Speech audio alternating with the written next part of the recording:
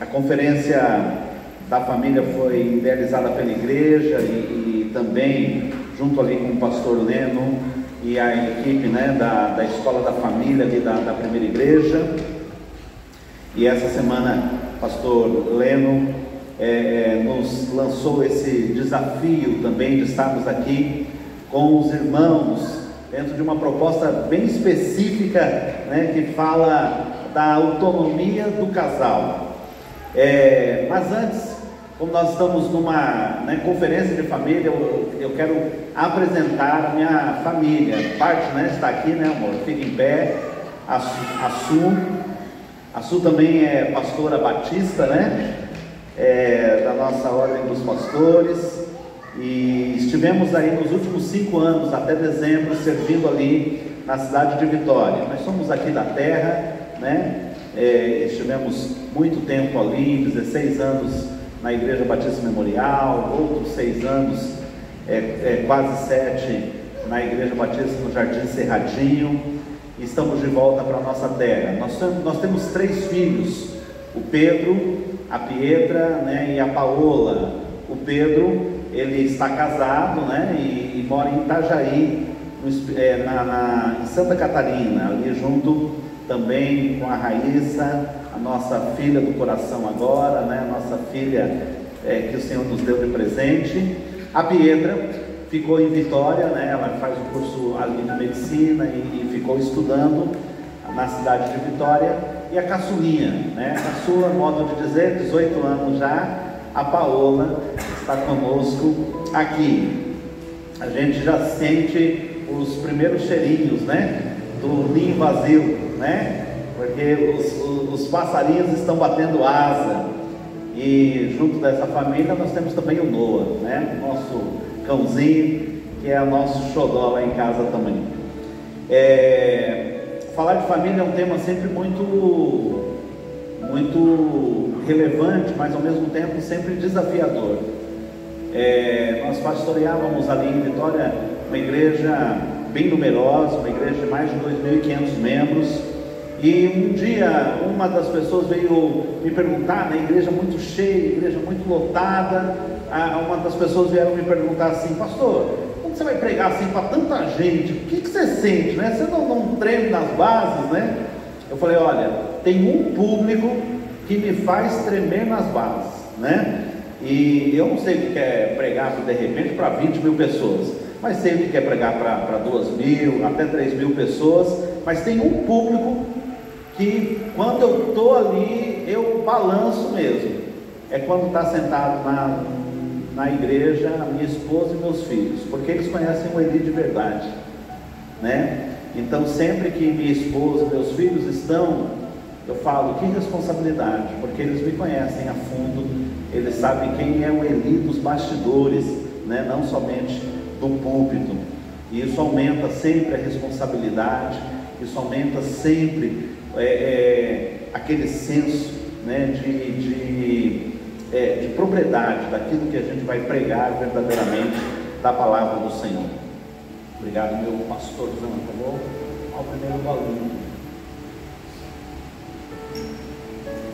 Glórias a Deus. E eu queria começar essa noite que os irmãos abrissem a sua Bíblia no livro de Mateus, capítulo 19. Quantos são casados aqui? Levantem a mão. Quantos são casados? Deixa eu perguntar um negócio para você. Se um solteiro vier dar um conselho para o seu casamento, você aceita, sim ou não? Se um solteiro vai, né, mandar a real aí: ó, eu quero te dar um conselho a respeito de casamento, você aceita, sim ou não? É mais difícil, não é? Só que o conselho dessa noite é de um solteiro, tá? É um solteiro que vai estar falando com a gente. Abra sua Bíblia em Mateus capítulo 19. Mas eu acho que esse solteiro a gente vai ouvir, tá bom? Tendo Jesus concluído estas palavras, partiu da Galiléia e foi para os confins da Judéia, além do Jordão. E seguiram grandes multidões, e os curou ali. Aproximaram-se deles alguns fariseus que queriam experimentá-lo, dizendo: é lícito ao homem repudiar sua esposa por qualquer motivo? Respondeu-lhe Jesus: não tendes lido que o Criador os fez desde o princípio homem e mulher? e que ordenou, por isso deixará o homem pai e mãe, e unir-se-á a sua mulher, e os dois serão uma só carne. Assim já não são mais dois, mas uma só carne. Portanto, o que Deus ajuntou, não separe o homem. Responderam: então por que mandou Moisés dar-lhe carta de divórcio e repudiá-la? Disse-lhes ele: pela dureza de vossos corações, Moisés vos permitiu repudiar vossas mulheres, mas não foi assim desde o princípio. É interessante que o texto que nós vamos usar como referência foi usado pelo próprio Senhor Jesus. É Ele quem traz à luz a palavra do fundamento. É Ele quem traz à luz a palavra e apontando. No princípio não é assim. Você tem que entender que as pessoas estavam ali, existiam duas escolas rabínicas na época de Jesus, que tratavam a respeito do divórcio. Uma mais conservadora e uma mais ousada. A mais conservadora dizia: olha, se houver uma infidelidade, se houver ali um deslize da mulher, o homem pode dar carta de divórcio. Lembrando que naquela época só podia pedir divórcio o homem. Essa era a lei, não havia essa possibilidade do lado da mulher. A outra mais liberal, a outra mais progressista dizia: não, se a mulher der qualquer pisada na bola, não precisa ser só infidelidade não, qualquer erro, né? Algumas pessoas até exageram, queimou o feijão, o homem já podia apresentar a carta de divórcio. Aquelas pessoas, quando chegam diante de Jesus, eles estão perguntando: e o Senhor Jesus? O senhor é mais dessa escola rabínica aqui, mais conservadora, só no caso de infidelidade? Ou o senhor assim é mais liberal, né? Qualquer motivo, tanto é que eles perguntam, é assim que eles fazem a pergunta para Jesus: podem um homem dar uma carta de divórcio a uma mulher por qualquer motivo? No livro de Marcos não está escrito esse qualquer motivo, em Mateus já está escrito dessa maneira. E ali eles perguntam: então, Senhor, qual na sua linha rabínica, você que é um novo rabi que está aí surgindo, um novo mestre, qual é o lado que você vai colocar? E aí Jesus diz: nenhum, nem outro. Eu vou lembrar para vocês sempre do projeto original. Ah, mas Moisés, né? Quem que vai competir com Moisés? Eles perguntam, né? Moisés autorizou que a gente desse carta de divórcio. Você está indo contra Moisés? E ele diz: olha, Moisés só fez isso por causa da dureza do vosso coração. Todas as vezes que eu tenho que aconselhar um casal e as coisas não dão certo, ele fala: olha, pastor, mesmo assim a gente entende quantos e quantos casais a gente acompanhou, de fazer aqueles acompanhamentos semanais, mas mesmo assim as pessoas chegam em algum momento e dizem: não dá mais. Daí você pode dizer: a gente não combina, fulano pisou na bola, o outro errou, é incompatibilidade de gênios, você pode dar qualquer apelido, mas Jesus diz: não caia nessa. Só tem um motivo por qual uma família se desfaz. Qual é esse motivo? Dureza de coração. Então, quando eles chegam a fazer pegadinha com Jesus, qual que é, Jesus, a sua? Você vai para essa linha mais restrita, né? Só infidelidade, ou essa linha mais aberta? Não diz nenhum nem outro. Ué, mas Moisés autorizou a carta de divórcio. Sim, Moisés autorizou por causa da dureza do vosso coração. Então ele diz: no princípio não foi assim. Eu gostaria de que a gente pudesse ir ao princípio, para que a própria citação de Jesus pudesse nos dar entendimento de quais são os 4 fundamentos, os 4 alicerces que fazem com que uma família seja edificada, que uma família se mantenha firme. É sobre isso que Jesus está reportando. Ele está citando a Bíblia. Jesus está citando Gênesis capítulo 2. A gente conhece na boca de Jesus, acabamos de ler, mas conhecemos também o texto original. Quando o homem recebe a mulher é criada da sua costela. O versículo 24 de Gênesis capítulo 2 diz: portanto, deixará o homem a seu pai e a sua mãe, e se unirá à sua mulher, e os dois serão uma só carne. Completa o texto: e ambos estavam nus, o homem e a sua mulher, e não se envergonhavam. Jesus, quando lhe perguntam, pode estar liberado o divórcio? Está liberado a gente acabar com um projeto chamado família? Ele diz, não, se isso acontece é por causa da dureza do vosso coração. Mas como assim? E então ele diz, não é nem esse modelo mais conservador, muito menos esse liberal aqui. No princípio, vamos olhar para a palavra, vamos olhar para o projeto original e ver o que Deus espera. E eu gostaria de, junto com vocês, dar uma olhadinha no projeto original, olhando 4 alicerces para uma família, 4 alicerces de um casamento. Vamos lá? Já está projetado. Quais são os alicerces de um casamento? Quais são os alicerces de uma família fundamentada na palavra de Deus? Você pode achar um monte de conselho, né? Você pode achar um monte de conceitos e conselhos fora da palavra de Deus. Mas se você está interessado no que Deus pensa a respeito da sua casa, você precisa olhar para a família, porque Deus é o dono desse negócio chamado família.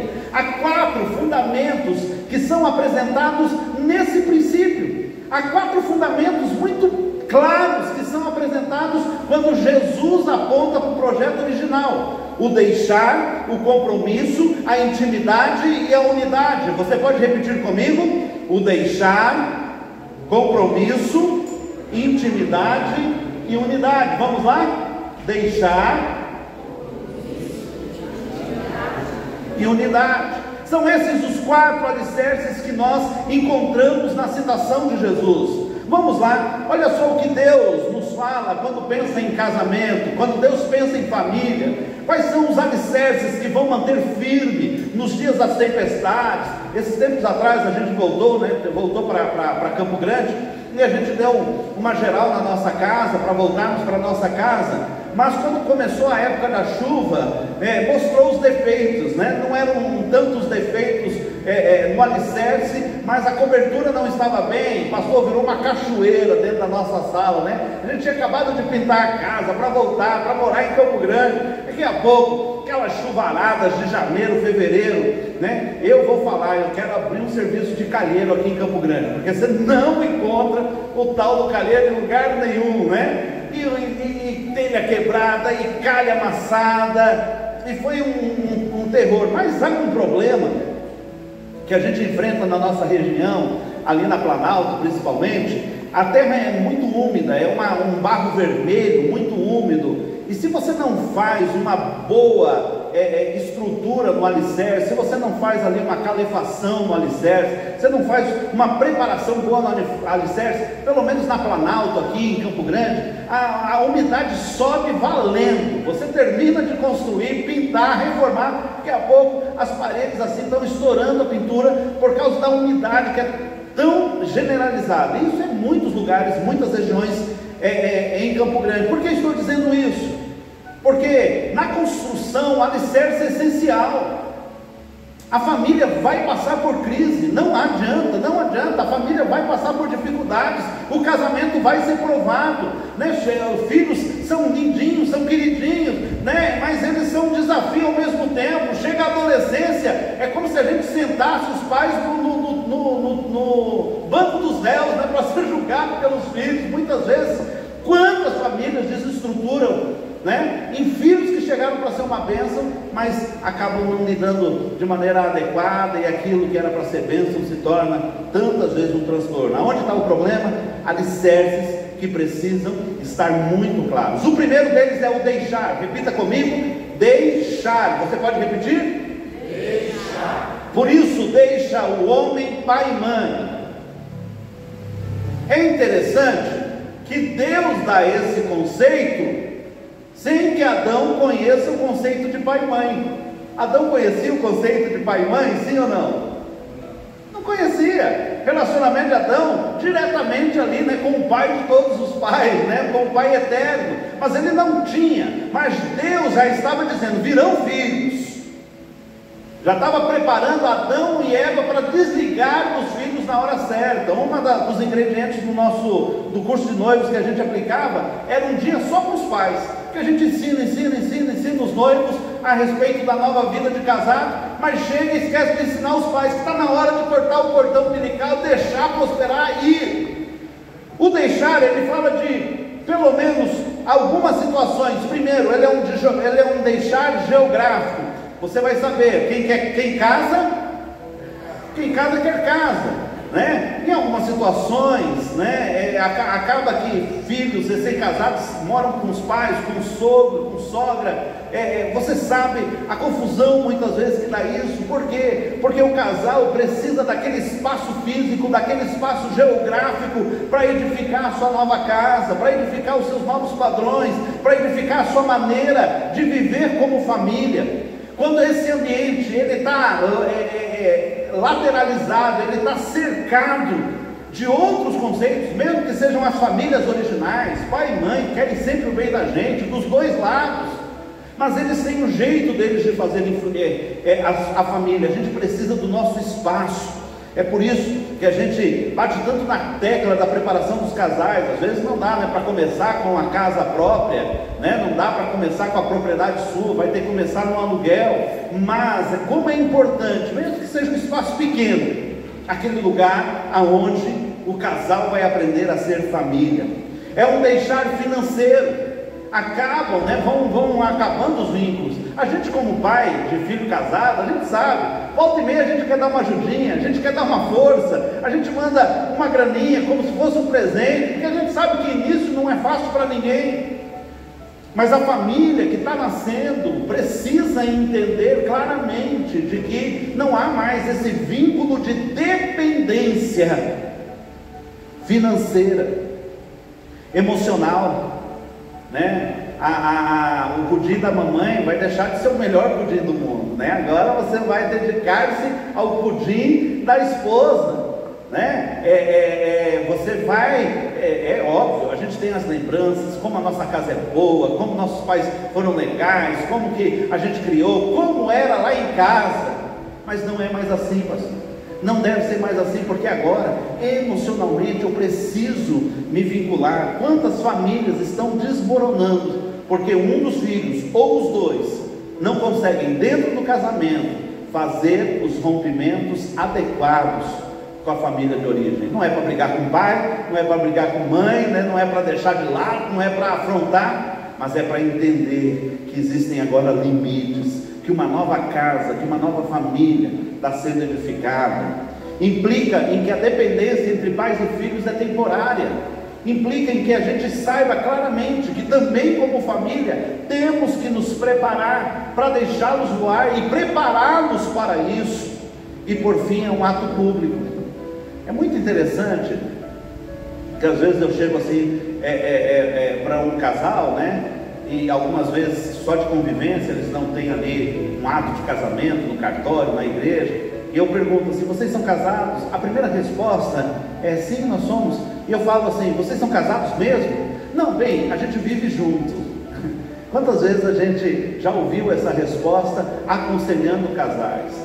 Porque as pessoas sabem que não é apenas um papel assinado no cartório, não é apenas um culto na igreja, onde o pastor está ali ministrando uma bênção. É um valor, é um princípio. Aquele ato público do casamento, seja no cartório, seja na igreja, o religioso, é um momento em que a família está realmente sendo inaugurada. E essas cerimônias, elas não são apenas cerimônias para pompas e circunstâncias, né? Para fazer uma festa, para as pessoas ficarem encantadas com a festa do nosso casamento. Não é nada disso. É que essas cerimônias, elas marcam o início de um novo ciclo de uma maneira bem clara. O primeiro pilar é deixar.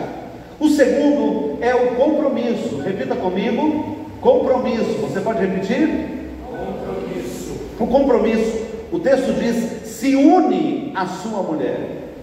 Não apenas deixa a casa de origem, não apenas faz esse corte, né, do cordão umbilical ali com a casa de origem, mas também eles têm uma atitude ativa de união permanente, monogâmica e exclusiva. E aqui começam a residir vários problemas. Quando o camarada faz dos seus amigos de fora a sua prioridade, não existe mais, né, homem com as suas amigas. A gente vai ter amizade superficial com as mulheres. As mulheres vão ter amizade superficial, coleguismo de trabalho, né, amigos que foram amigos de escola e tal, que se tornam agora conhecidos, porque o melhor amigo de um homem e o melhor amigo de uma mulher deve ser o marido e a esposa. Quando a gente quebra esses preceitos, nós estamos indo para o campo do divórcio, nós estamos indo para o campo do rompimento, nós estamos indo para o campo do adultério. Porque como que uma pessoa comete adultério, gente? Como é que se comete adultério? Eu vou tentar imaginar assim: camarada acorda de manhã, abre a janela, aquele solzão, ele dá aquela espreguiçada e diz: uau, que dia legal para cometer um adultério. É assim ou não? É assim que acontece o adultério? De maneira nenhuma. Mas ele começa quando os laços, que devem ser os laços mais fortes entre o homem e a esposa, começam a ser substituídos. Às vezes é uma confidência, às vezes simples apertar de mão que demora mais tempo do que deveria, um olhar que se cruza e que não é desviado. Adultério começa assim, é um lacinho, é alguma coisa que lá dentro a pessoa vai dizer: eu vou conseguir lidar com isso, mas não é verdade, é mentira, porque o princípio de compromisso está sendo quebrado. Esse se une à sua mulher é uma atitude ativa de homem e mulher. Homem e mulher devem fazer do cônjuge, do esposo ou da esposa, a prioridade. Marido e esposa devem começar a construir um relacionamento. Lembro muito de alguns aconselhamentos, e um especial agora, em que nós estávamos falando com o casal, de maneira específica: olha, não vai dar certo, vocês moram na mesma casa, vocês vivem debaixo do mesmo teto, só que a vida de vocês está independente, vocês estão construindo vidas independentes, vocês estão construindo vidas autônomas, um não precisa do outro, vocês se reúnem mal e mal para uma das refeições. A gente sempre teve a Su, ela é funcionária pública municipal, na área de vigilância sanitária. A Su sempre trabalhou, eu sempre estive envolvido. No começo do nosso casamento era funcionário dos Correios, depois fiquei integralmente vivendo para o ministério, no ministério, mas nós sempre priorizamos fazer as refeições juntos. Nós sempre priorizamos. Olha, nós vamos um tem que acordar mais cedo do que o outro, né? Eu lembro que a Su tinha que estar bem cedinho, sempre na prefeitura, e eu poderia ter um tempo a mais, né? A igreja começava a funcionar 8 e pouco da manhã, mas a gente fazia a prioridade, né? Aquele que pode ficar um pouco mais, acorda mais cedo para tomar o café da manhã juntos, para almoçar juntos, para ter sonhos juntos. Esse se une à sua esposa é uma atitude ativa. Em alguns momentos, na nossa família, na nossa casa, a gente tomou decisões. Olha, eu não vou avançar, né? Houve uma oportunidade ministerial num certo momento de eu representar a nossa denominação aqui no centro-oeste e norte do Brasil, e eu teria que viver com mala na mão, né? E viajando. E o ministério de pregação, né, de repente poderia, como ministro, né, e talvez alguns tenham essa ambição de tornar mais conhecido, de um pregador, né, que estivesse pregando em vários lugares. Oramos, esse não era o nosso chamado. Isso ia influenciar muito na dinâmica da nossa família. E aí a gente sempre fez escolhas, às vezes nem avançamos em coisas que poderíamos ter avançado na velocidade que talvez poderíamos, porque a gente tinha algo muito claro: a gente precisava preservar a nossa família. Por quê? Porque o nosso primeiro ano não foi bom. Nós chegamos no final do primeiro ano de casamento, rompendo o casamento, porque eu estava no início do meu ministério, lá no Cerradinho, trabalhava durante o dia nos Correios, à noite dedicando à igreja.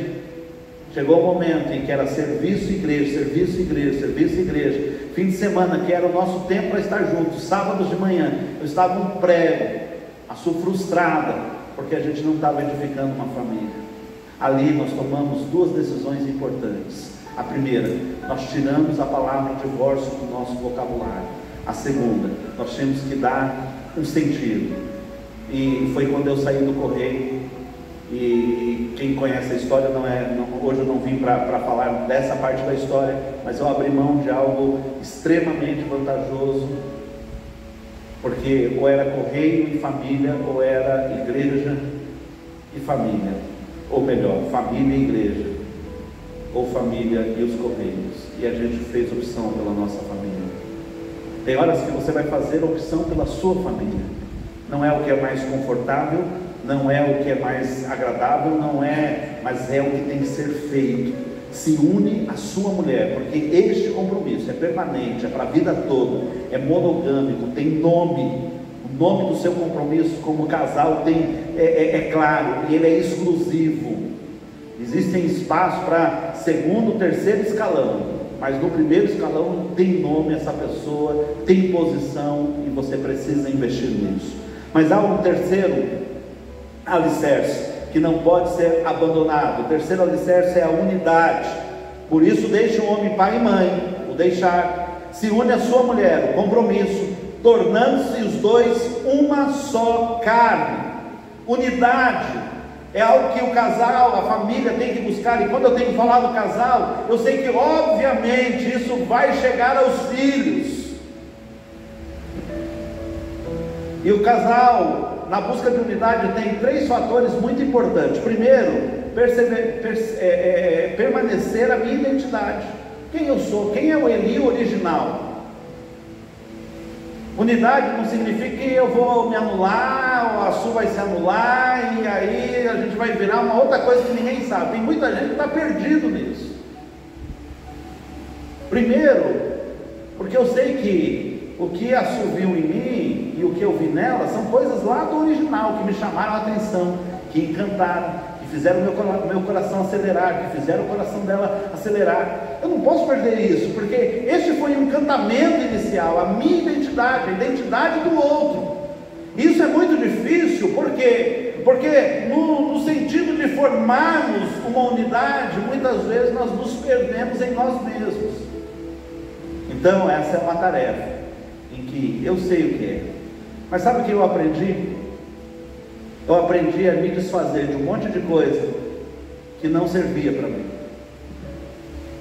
e adquirir novas coisas que me fizeram crescer. Algum tempo atrás eu tive a oportunidade de escrever algo para a Su, eu creio que foi num dos aniversários do nosso casamento, que falava sobre isso, o quanto ela me fez melhor. Tem muito do Eli original, né? Tem muito do Eli original. Mas quando eu olho o bem que a Su me fez na minha vida, como ela me tornou uma pessoa melhor, isso faz muita diferença, porque isso fala de unidade. Eu sei que ela abriu mão de coisas que eram secundárias, mas não abriu mão da sua essência. E aí é importante a gente lembrar que da essência deve ser mantido o que presta, porque tem gente que quer, né, o crente Gabriela, né? Eu nasci assim, eu vou ser sempre assim, eu vou morrer assim. Não é assim. A gente precisa saber que tem coisas na nossa essência que devem ser descartadas, elas não fazem de um plano original de Deus. Em segundo lugar, a unidade me ajuda a equilibrar forças. A gente aprendeu isso, não sei se os irmãos têm aqui o Ministério Casados para Sempre, mas isso consolidou muito, e nós nos encontramos muito ali, porque nós entendemos a nossa dinâmica. Quando um dos estudos fala sobre uma equipe de uma só carne, e assim, é interessante que eu e a Su, nós temos algumas coisas muito parecidas e outras coisas muito diferentes. Mas quando nós chegamos, por exemplo, numa igreja, num novo ministério, nós nos multiplicamos. A Su faz coisas extraordinárias que eu não sou capaz de fazer. Tem coisas que eu sei que eu posso fazer e que eu sou bom para fazer, e eu posso me dedicar, porque eu tenho retaguarda. E é assim que uma família tem que funcionar. Nós precisamos funcionar como uma equipe. Até os nossos filhos entram nessa dança aí, né? Entram nessa dinâmica. Porque é interessante, vou dar um exemplo simples: pequeno grupo lá em casa, pequeno grupo de líderes em casa. A gente sabe que os nossos líderes vão vir com os filhos, nem sempre com toda a boa vontade do mundo, mas sempre com muito coração de servir e obedecer. As meninas já se organizam, né? Já fazem ali o infantil das nossas reuniões. Nós fomos nos tornando uma equipe para um monte de coisa. Nossas viagens proporcionaram isso, nossos encontros proporcionaram isso, nosso tempo como família proporcionaram isso, porque as forças são equilibradas e as deficiências são complementadas. Quando a gente funciona como uma equipe, quando a gente busca unidade, como casal, como família, a gente percebe que a família vai se completando.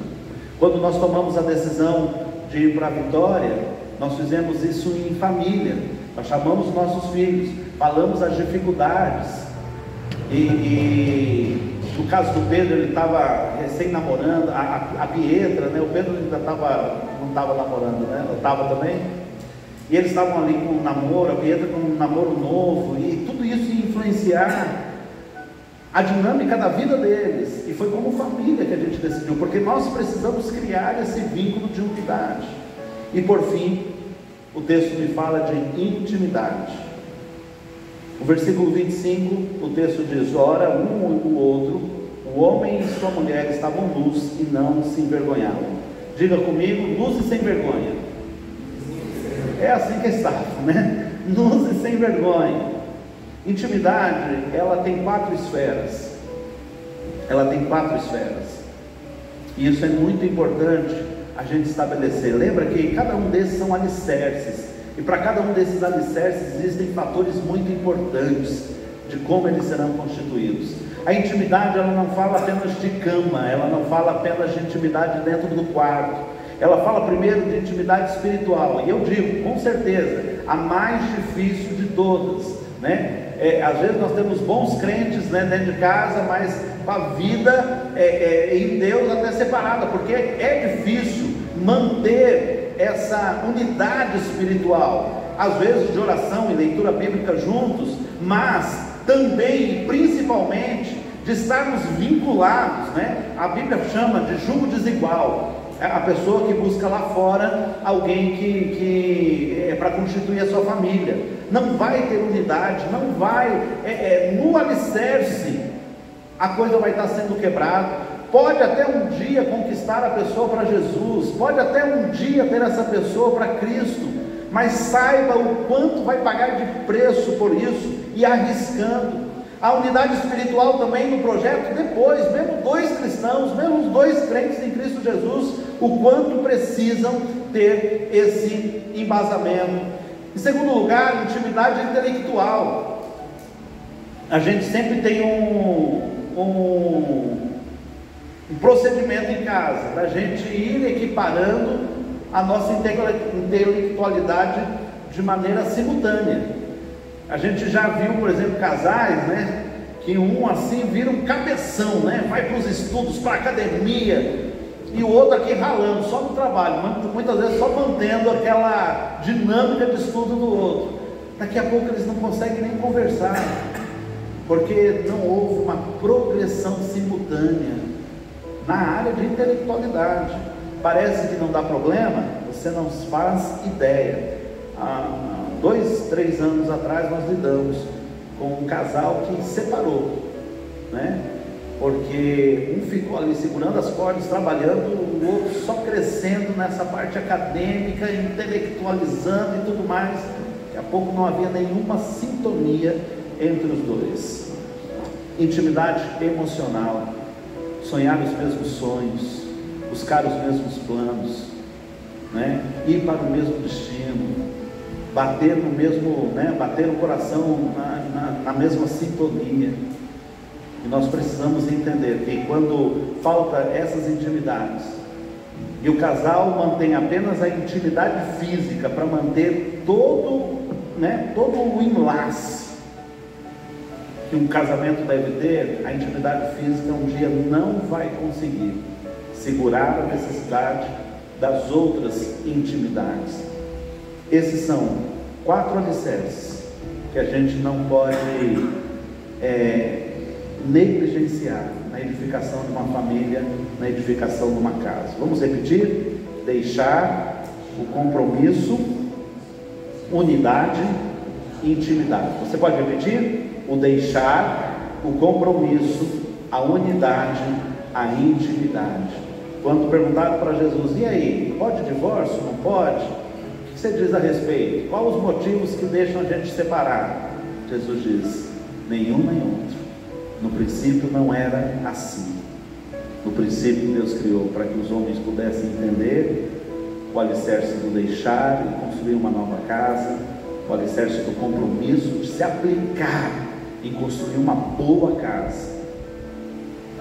O Senhor preparou para que eles pudessem viver em unidade, né? Chamou isso de uma só carne. E depois o Senhor falou sobre intimidade, sobre poderem andar desnudados um diante do outro. Não é nudez física somente. Será que hoje tudo que vai aí dentro de você está desnudado dentro da sua casa? Será que há algo que você tem do que se envergonhar e o cônjuge não pode saber? Todas estas coisas vão fazer diferença na edificação de uma casa. Eu queria orar com você. Eu não sei em qual desses pilares, desses alicerces você precisa trabalhar com mais afinco. Eu não sei qual dessas áreas no seu casamento você precisa trabalhar mais. Mas eu gostaria de que, enquanto eu estivesse orando, você pudesse escolher pelo menos uma dessas áreas para dizer, eu preciso consertar isso aqui. Talvez você precise de reparos em todas as áreas, mas eu gostaria que você escolhesse uma dessas áreas para dizer, nisso eu preciso trabalhar sério. Estava vendo um vídeo e foi uma tragédia que aconteceu na cidade de Fortaleza. Um pedreiro tentando arrumar uma coluna, mas ela estava já tão fragilizada, e daqui a pouco a gente só vê aquilo tudo desabando. Não deixe o reparo, não deixe o conserto para tarde demais, porque a casa é algo muito sério, mas também muito pesado. Se os alicerces, se as colunas, se os pilares não estiverem firmes, ela vai cair de uma hora para outra. Pai, nós queremos orar pelas famílias, em especial pelos casamentos aqui nessa noite. Nós queremos clamar o Teu santo nome, Pai, para que o projeto original não seja,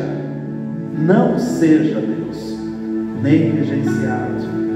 Ó Pai amado, para que quando os homens e mulheres com seus corações duros quiserem procurar um motivo para largar, um motivo para deixar, um motivo para abandonar o casamento, eles possam lembrar da palavra de Jesus. Não adianta encontrar desculpa. Quando um homem e uma mulher se deixam, é dureza de coração, porque no princípio o Senhor deixou claro como se edifica uma casa,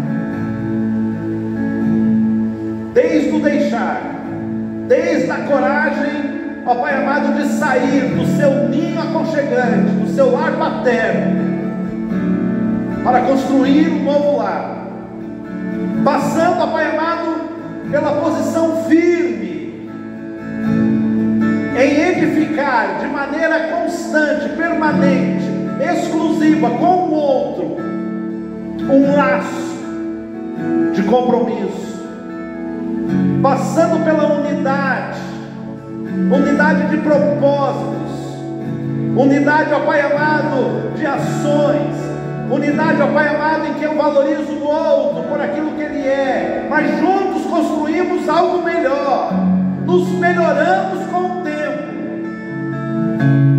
E por fim, a intimidade, que passa pelo intelecto, que passa, Senhor, pelas emoções, ó Pai amado, que passa, Senhor, pela espiritualidade, que passa, Senhor, pelo momento físico, íntimo de cada casal.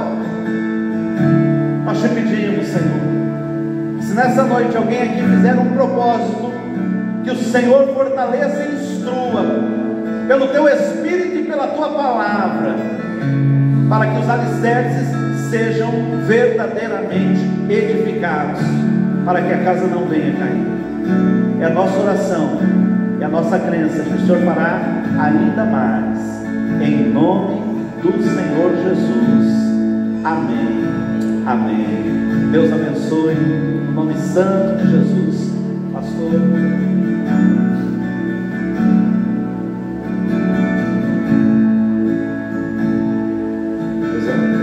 Abençoe o pastor Eli, pastora Suene, né?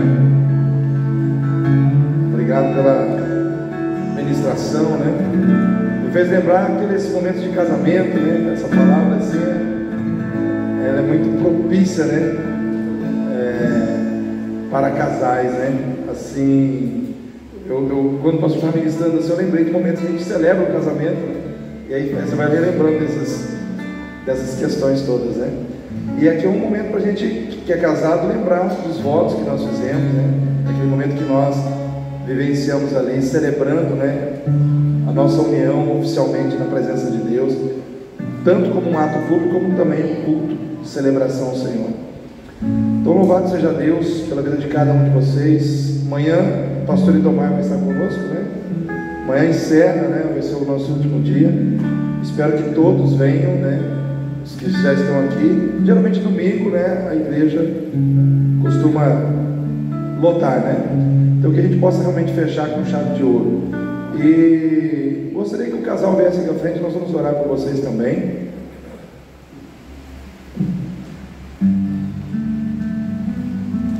Pastor e pastora.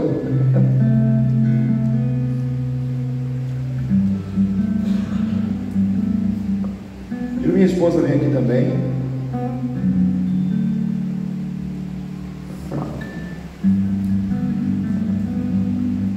Pedir para a igreja estar estendendo as mãos, orando pelo casal. Pai querido, em nome do Senhor Jesus, aqui estão pastor Eli, pastora Suene. Ó Deus, ambos levantados pelo Senhor, ó Deus, para serem edificadores de vidas, ó Deus, nesse tempo. Obrigado pelas experiências que o pastor Eli pôde compartilhar conosco hoje, que ajudaram, ó Deus, a entender com clareza, maior ainda, a mensagem que o Senhor quis, ó Deus, transmitir aos nossos corações. Obrigado pela vida desse casal, e nós queremos colocá-los nas mãos do Senhor, e pedir que o Senhor esteja, Senhor Deus, ó Pai, direcionando a vida deles, juntamente com seus filhos, meu Pai. Agora só tem, ó Deus, ó Deus, agora no presente. Os outros já estão, ó Deus, com seus lares já edificados, Senhor. Que o Senhor continue dando a essa família, ó Deus, o desenvolvimento, o crescimento, a direção que eles precisam. Ó Deus, sabemos que toda nova etapa ela traz para nós aquele frio na barriga. Ó Deus, ela sempre traz para nós aquela inquietação, mas que o Senhor esteja trabalhando no coração deles, testificando a cada dia tudo que o Senhor tem com eles, meu Pai, nessa nova etapa ministerial. Coloco a vida deles nas mãos do Senhor e peço que o Senhor dê saúde, que o Senhor dê saúde física, mental, espiritual, ó Deus, tanto ao pastor Eli como à pastora Suene, para que eles estejam firmes, meu Pai, ó Deus, lutando o bom combate da fé. Precisamos de revestimento espiritual, todos nós, Pai, pastores, líderes que estão à frente, meu Pai, de ministérios, todos nós precisamos de revestimento, de blindagem espiritual, porque sabemos que a nossa luta não é contra a carne, não é contra o sangue, mas contra as hostes espirituais da maldade nas regiões celestiais.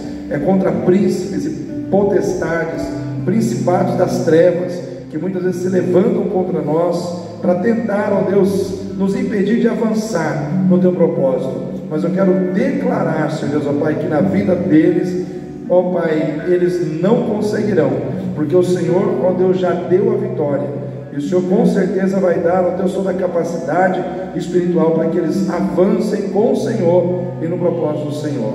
Também pedimos, ó Deus, o mesmo revestimento sobre a minha vida, a vida da minha esposa, pastor Lucas, ó Deus, a futura pastora Kesley também, ó Deus, que o Senhor esteja trabalhando também, ó Deus, isso na vida, ó Deus, de cada um de nós. como líderes, meu Pai, porque precisamos do Teu cuidado, precisamos do Teu amparo cada dia mais, Pai, porque a luta é constante. Deus abençoa os vocacionados, abençoa, Pai, todos que estão nesse ministério, que é o ministério pastoral, e abençoa todos os líderes que estão aqui, os levitas, aqueles que tocam, aqueles que cantam, ó Deus, os demais líderes dos ministérios que estão aqui, ó Deus, fortalece cada um deles, Pai, e dá ânimo, coragem renovada nessa noite. É o que nós te pedimos, Pai, colocando a vida dos teus servos que estão aqui nas mãos do Senhor, seguros, ó Deus, do teu cuidado sobre a vida deles, em nome do Senhor Jesus. Amém. Amém. Dê um abraço na pessoa que está do seu lado nesse momento, diga: Deus te abençoe em nome de Jesus.